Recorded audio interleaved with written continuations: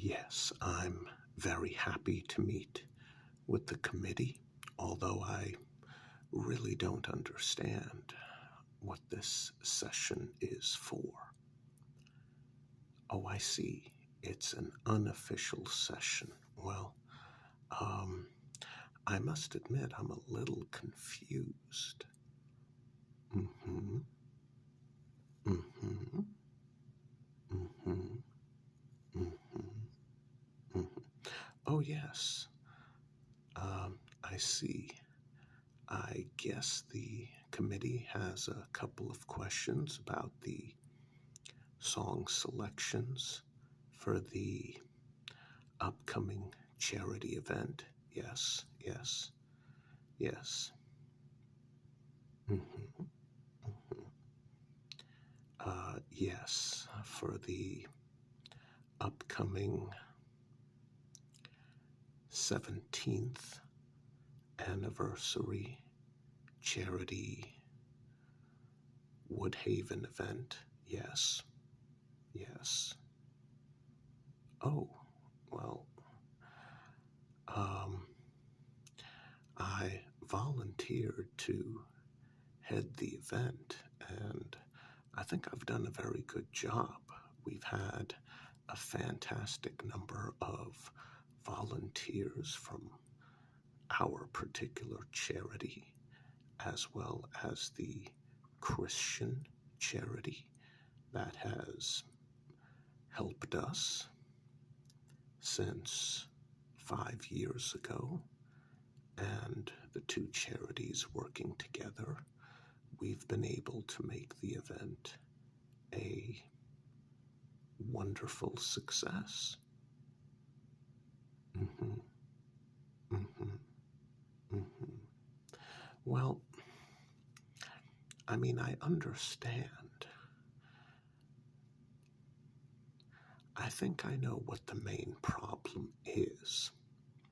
The truth of the matter is, I looked over the records and there was a great deal of wasted food during the past 3 annual anniversary events. So I decided that a good portion of the money would be better spent on other aspects of the event, and that we should streamline the food selection down to the most popular products. Well, Mrs. Reynolds, with all due respect, this particular community, people like meat. So that's why I focused primarily on hot dogs and hamburgers, and a lot less on vegetarian and vegan dishes.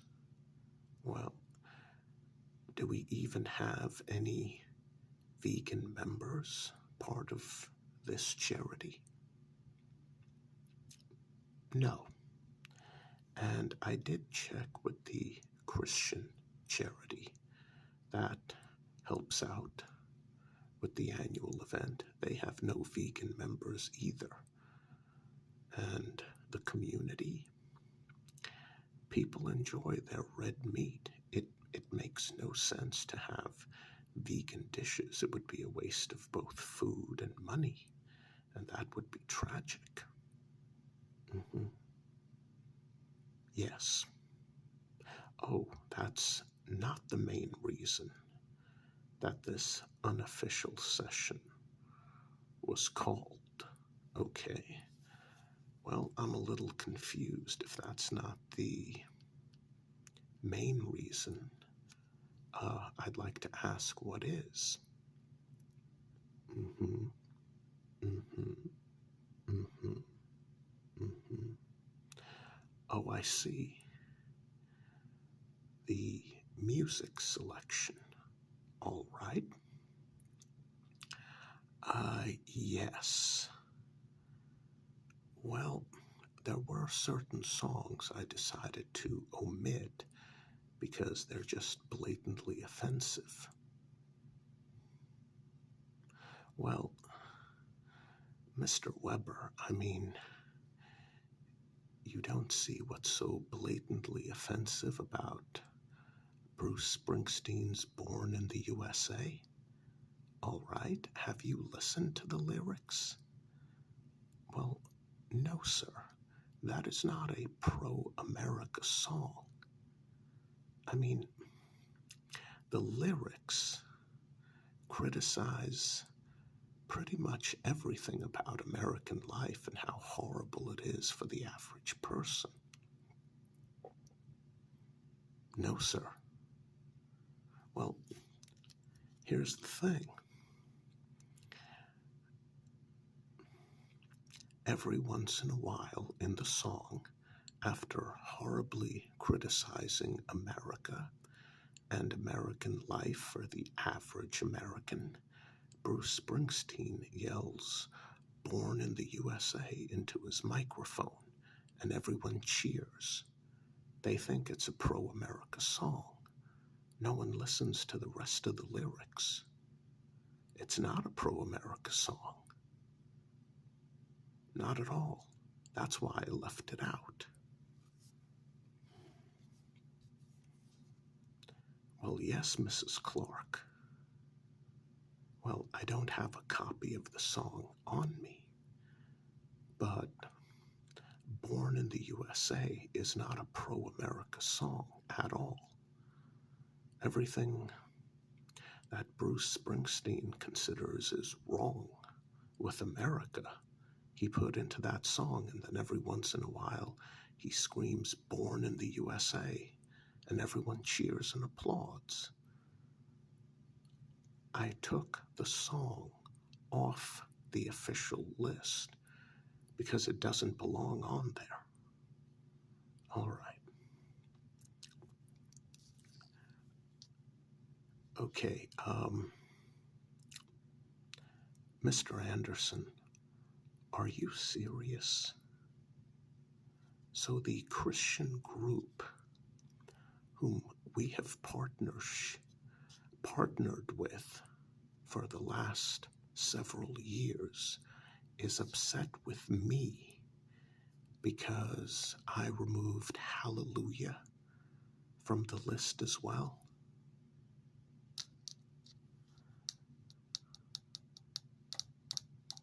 Okay, now that does make me upset. Here's the thing. I'm a Christian, and Hallelujah is not a Christian song. No, it's not. Anyone who listens to the lyrics and has actually read the Bible will be able to tell that it's not a pro-Christian song. I mean, I'm sorry, but it's just not. Well, I'll give one example, and let's see. Oh yes, there's a line in the song that goes, "She cut your hair, and from your lips she drew the hallelujah." I mean, cutting someone's hair, well, that actually is mentioned in the Holy Bible. It's in reference to Samson, the champion of God's chosen people, when they were waging a war with another nation. And Samson had killed many of this opposing nation's soldiers single-handedly by himself, at one point in time using the jawbone of a donkey as his weapon. No, I'm not kidding. The donkey was deceased, and the jawbone was part of its skeleton. He took the jawbone of the donkey and killed numerous enemy soldiers with it. Samson drew his power from his long, flowing hair. And unfortunately, he wasn't very secretive about that fact. So, because none of the men could beat Samson, the leader of the opposing nation came up with a very evil idea. He found a very devious, beautiful woman named Delilah, and he promised her great wealth, great treasure, and great status within the nation if she would go seduce Samson, earn his trust, and then cut his hair, or basically take away the very source of his power. And that's what that particular line in the song Hallelujah is all about.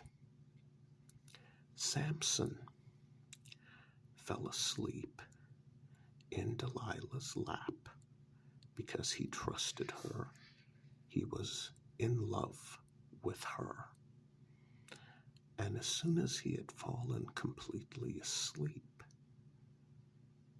she cut his hair.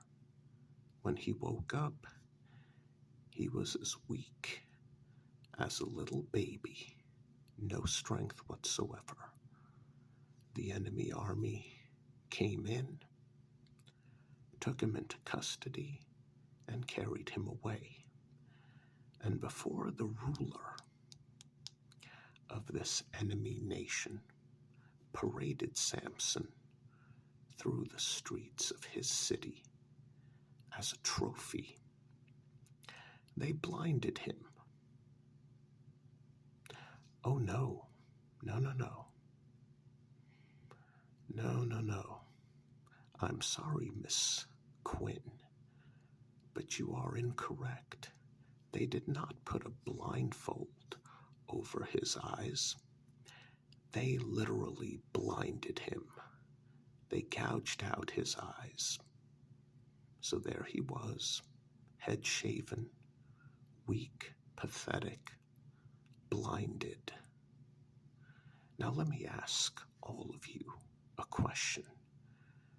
Does that deserve a hallelujah? No. No, it doesn't. As a matter of fact, let's take the lyrics just before that one, the very start of the song. That particular set of lyrics at the very start of the song have to do with the one evil act that King David performed. He saw a beautiful woman bathing outside on her balcony. He saw her naked body and he wanted her. Well, he was the king. He could have whatever he wanted, except she was married. And ironically, she was married to a soldier who was very loyal to King David. So what did King David do? Well, he sent that soldier on a suicide mission. He intentionally sent the soldier into harm's way, unprepared, knowing that he would be killed brutally. And then his wife would be a widow, and then King David could marry her or keep her as a concubine. Now let me ask all of you on the board, is that something that's worth a hallelujah? No, it's not. Hallelujah is not a pro-Christian song, and quite frankly, I am amazed that the Christian charity we are working with wants it to be included. Apparently, no one from that Christian charity has ever listened to the lyrics or read their Bible. Seriously?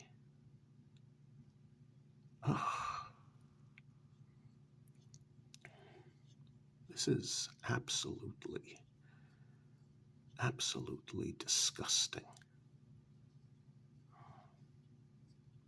You know what? I have done my absolute best to prepare for everything. I have put everything together with all of the volunteers. I've accounted for every single penny of expenses. I've put together a wonderful charity event that both groups can enjoy. And you mean to tell me that my fellow Christians want an anti-Christian song included because they simply like the beat and the way it sounds?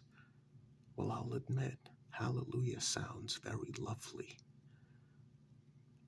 Born in the USA sounds very patriotic when it's being screamed at the top of a man's lungs.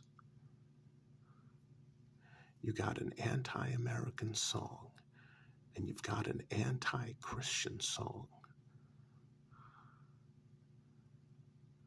making fun of patriots, making fun of Christians, and those are the people who want it included. You know what? Do whatever the hell you want to do. I resign. I quit. I am not going to approve those songs. You can do it. Absolutely disgusting.